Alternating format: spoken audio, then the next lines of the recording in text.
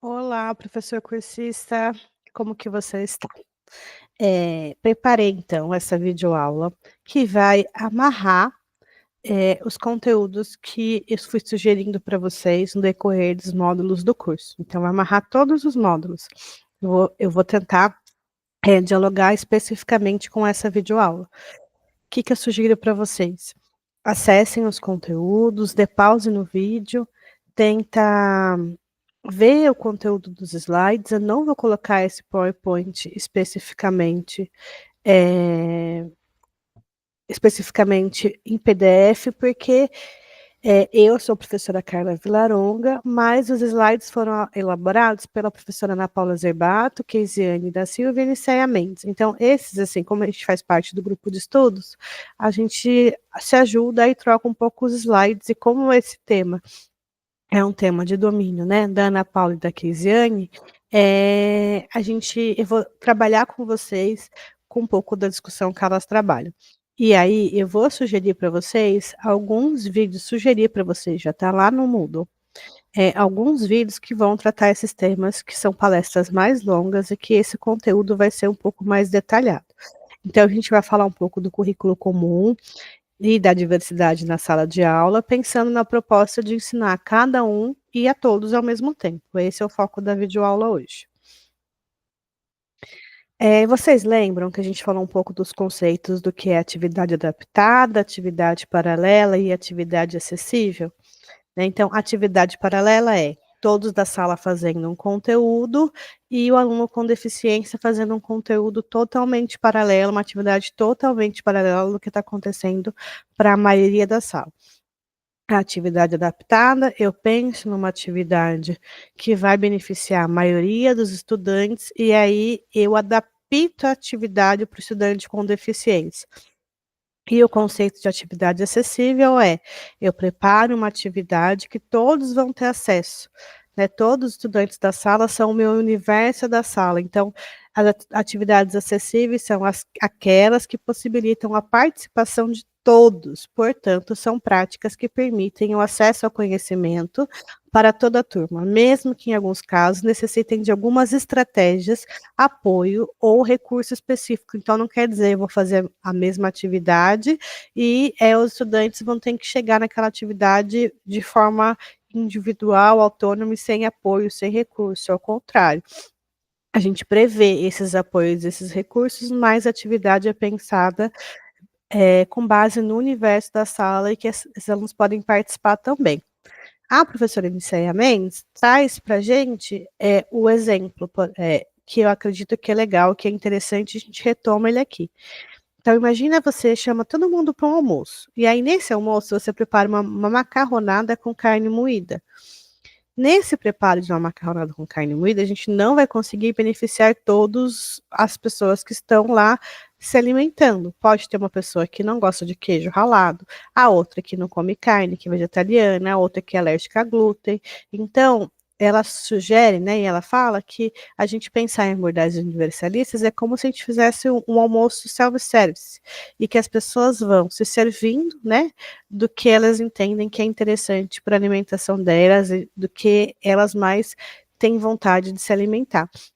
A mesma coisa a gente vai passar para a questão educacional. Então, é como se a gente entregasse, né, para os estudantes um hall de possibilidades que tem relação com o mesmo conteúdo, com a mesma estratégia, e aí eles vão se alimentando com que eles têm mais facilidade e vontade de aprender. Em relação, então, ao acesso do currículo da sala comum, existem algumas abordagens que são universalistas, que vão dentro do conceito de acessibilidade curricular, e a gente vai falar aqui sobre ensino diferenciado e sobre desenho universal de aprendizagem, e o que vocês vão fazer atividades sobre desenho universal de atividade.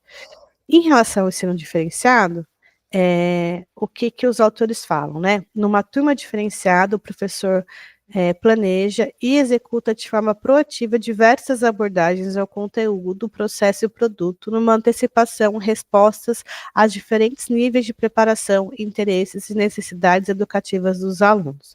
Então, ele vai pensar não numa atividade única, pensando que só na maioria da sala, ou pensando nos estudantes que estão com um foco maior no conteúdo que está sendo ensinado em relação à aprendizagem. Então, o que que ele fala, né? O ensino diferenciado, ele tem essa junção teoria e prática, então, em relação à teoria, ele bebe, né, das teorias da pedagogia, da filosofia, da neurociência, da psicologia e da sociologia. E em relação à prática, ele vai trabalhar com materiais, recursos, estratégias e metodologias, e tudo isso vai trazer diretrizes para trabalhar com o ensino. Então, o que que a gente compreende, né? Na filosofia, a gente vai pegar os princípios, ideologias e valores, pensando que turmas heterogêneas podem e vão potencializar a aprendizagem de todos os alunos. Então, a gente vai orientar e pensar que nenhuma sala ela tem estudantes iguais, né? Então, a gente vai pensar nesse foco. E também admitir que nem sempre vai ser possível que todos os estudantes façam a mesma coisa da mesma forma e ao mesmo tempo. Então, a gente vai pensando também nessa variação e nesses interesses. Então, o que que vai orientar o ensino diferenciado? A preparação da atividade, o interesse e o perfil da aprendizagem, e que essas coisas se interrelacionam.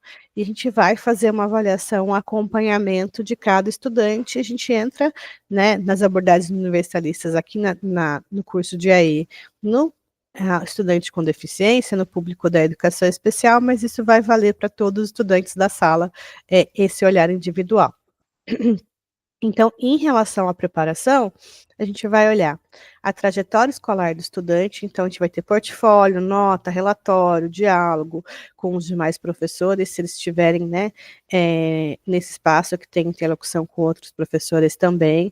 A gente vai ver quais são os conhecimentos prévios que o estudante tem sobre o assunto, que pode ser de maneira oral, escrita ou através de alguma dinâmica coletiva ou individual. A gente vai entender sobre o que eles nomeiam, né, habilidades físicas e cognitivas, e a gente vai fazer essa observação que é dirigida e a gente ressalta a importância do registro. Em relação aos interesses, a gente vai passar pelos interesses pessoais, profissionais, de lazer e acadêmico. E aí é a mesma coisa, a gente vai conseguir saber quais são os interesses das crianças da sala, não só para a gente focar nesses interesses, mas para partir dele, com questionário, entrevista, roda de conversa, observação, desenho, informação da família, dinâmica, brincadeira, etc. E a gente vai também olhar qual que é o perfil de aprendizagem, e aí, como ele bebe lá na neurociência, lembra disso?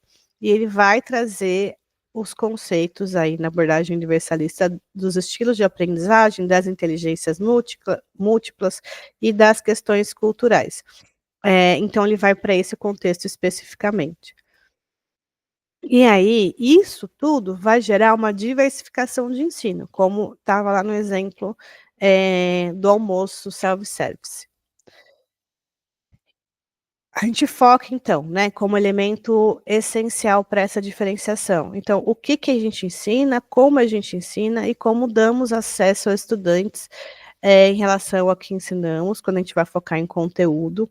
A gente vai pensar em processo, então, como os estudantes vão processar o que a gente está aprendendo e quais são as atividades que proporcionam essa aprendizagem, e também em relação ao produto, como os alunos demonstram o que aprenderam. A gente vai para esse acesso. No planejamento, então, né, a gente vai trazer nesse planejamento os elementos que fazem parte da aprendizagem, e a gente vai trazendo os elementos com base em conteúdo, processo e produto, e preparação, interesse e perfil de aprendizagem, quando tudo isso se relaciona, e o planejamento ele vai estar muito imbricado ao conceito de avaliação. Tem um quadro que vai falar sobre esses níveis de preparação e que vai trazer essas estratégias desse nível de preparação. Esse quadro, ele tá lá no artigo que eu coloquei para vocês lerem com calma sobre ensino diferenciado, que ele é uma leitura obrigatória do módulo 3. Então, voltem para ele e façam a leitura para vocês conseguirem, né, com concentração, fazer a diferenciação entre conteúdos, processos e produtos na inter-relação com o nível de preparação, interesse e perfil de aprendizagem. Ele vai falar sobre a importância do processo reflexivo e cíclico, né, entre avaliação, planejamento e execução, assim como outras abordagens da pedagogia que a gente já trabalha, né, não dá só para a gente planejar sem fazer a avaliação e o replanejamento na execução, e ele vai trazer também o conceito de ensino diferenciado de grupos flexíveis e da importância de a gente variar quem são as pessoas que vão trabalhar em cada atividade, pensando nas potencialidades que esse grupo flexível pode ter para se ajudar. E aí ele vai falar sobre técnicas para a formação de grupos, né? Então, às vezes, a gente pega grupos habituais, grupos cooperativos, grupos com capacidade de aptidão e grupos de desempenho. E aí, no conceito de grupos flexíveis, o agrupamento vai ser com base em necessidades, potencialidades, interesses e ou perfil de aprendizagem. Então, os grupos vão ser alterados com frequência de acordo com a atividade e objetivo. Então, muitos professores já utilizam grupos de trabalho em sala, então seria só repensar como esses grupos seriam formados. E a gente pode formar esses grupos flexíveis, né, com características semelhantes ou ao contrário, totalmente diferentes para que eles se relacionem e conseguem conversar. E eu acho que a gente entra agora na discussão, que também entendo que é importante, de outra abordagem, que é o desenho universal de aprendizagem, que hoje é a que mais tem sido socializada, mas a gente pode dizer que não é a única, né? Mas é o que tem mais sido socializada aí no contexto das escolas, dos concursos, e agora também, né, desse ingresso do termo nas questões normativas. O desenho universal, então, de aprendizagem, ele tem relação com a inclusão escolar, mas como eu falei para vocês, ele vai trabalhar e vai, assim como as abordagens universalistas, na aprendizagem de todos da sala. Então, não necessariamente ele tem relação direta com a questão da inclusão escolar, mas ele vai dizer que o estudante com deficiência, ele faz parte do universo daquela sala, então não tem como a gente preparar uma aula sem pensar, né, nesse estudante com deficiência que está lá.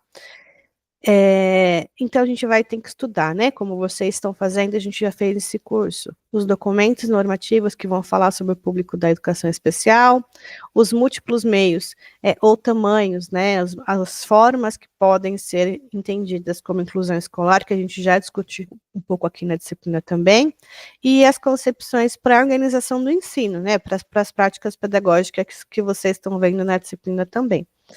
No slide tem uma imagem, que é uma imagem de uma escada, é uma imagem do Ricardo Ferraz, e tá assim, né, então tem uma pessoa com obesidade, uma pessoa idosa, uma pessoa carregando um carrinho, uma mala, e uma pessoa com carrinho de bebê.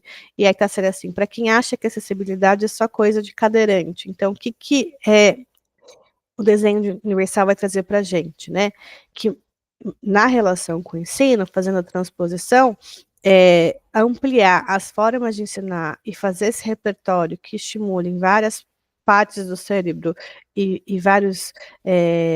várias estratégias, não vai beneficiar só a pessoa com deficiência, mas sim vai beneficiar a maioria da sala. Então, ele vem, né, de uma perspectiva que é da arquitetura, então a gente encontra o desenho universal de aprendizagem da ABNT de inclusão, como a gente viu lá nas primeiras disciplinas, mas ele adentra aí as questões escolares, entrando na questão da acessibilidade física, então tem várias imagens aqui de rampa, de ônibus adaptado, de carteira adaptada para cadeirante, e vai adentrando aí a questão específica da educação. Então, as abordagens são de cunho teórico, ela vem de pesquisas internacionais, vão adentrando pesquisas nacionais, hoje a gente tem muitos pesquisadores nacionais que trabalham com a questão conceitual sobre DUA, coloquei vários aqui para vocês, no Moodle, alguns em formato de texto, outros em formato de vídeo, e vocês acessam qual vocês tiverem mais interesse. Então, o DUA consiste, né, em um conjunto de princípios baseados na pesquisa e constitui como um modelo prático que objetiva maximizar as oportunidades de aprendizagem para todos os estudantes, sendo estudante público da educação especial ou não. Auxilia os educadores na adoção de objetivos de aprendizagem adequados, escolhendo o desenvolvimento de materiais, métodos eficientes para a elaboração de formas mais justas e aprimoradas para avaliar o progresso de todos os estudantes. Então, aqui tem uma outra imagem que é do Cashin, que é, né, quem a gente bebe na corrente teórica do DUA, e aí nessa imagem tem, né, uma escadaria e uma rampa cheia de neve, e aí tem alguém tirando a neve primeiro do degrau, e alguém pergunta, mas por que você está tirando as neves primeiro do degrau? E ele fala, nossa, mas, né, é porque a maioria das pessoas conseguem acessar pelo degrau, e a pessoa com cadeira de roda fala, mas se você limpar a neve da rampa, todos vão conseguir acessar pela rampa. Então, o conceito é esse.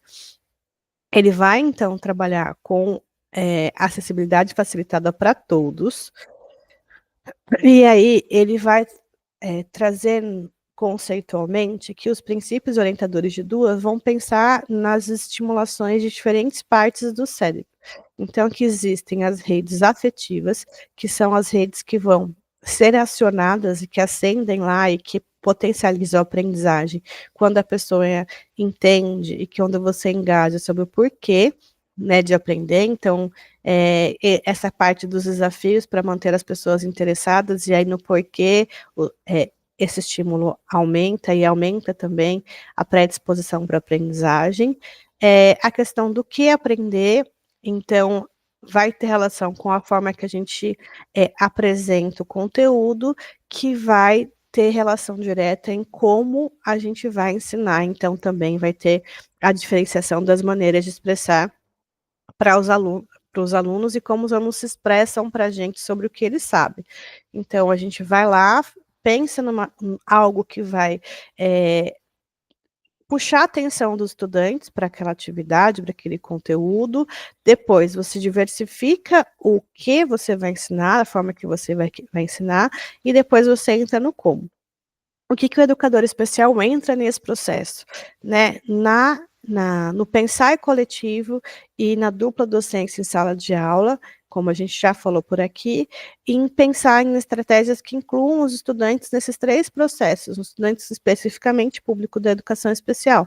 Então, nesses três processos, né, e no que vai ligar o porquê, o que e o como. Isso que é importante aqui nesse contexto. E coloquei para vocês também, então, lá, como eu falei para vocês, diferentes materiais que vão focar o DUA. E aí eu vou convidar vocês para fazerem acesso, tanto por forma de livros, quanto por forma de artigos, quanto por forma de vídeos, porque é um acesso que ele é importante, ok? Agradeço, então, o espaço de diálogo e até breve.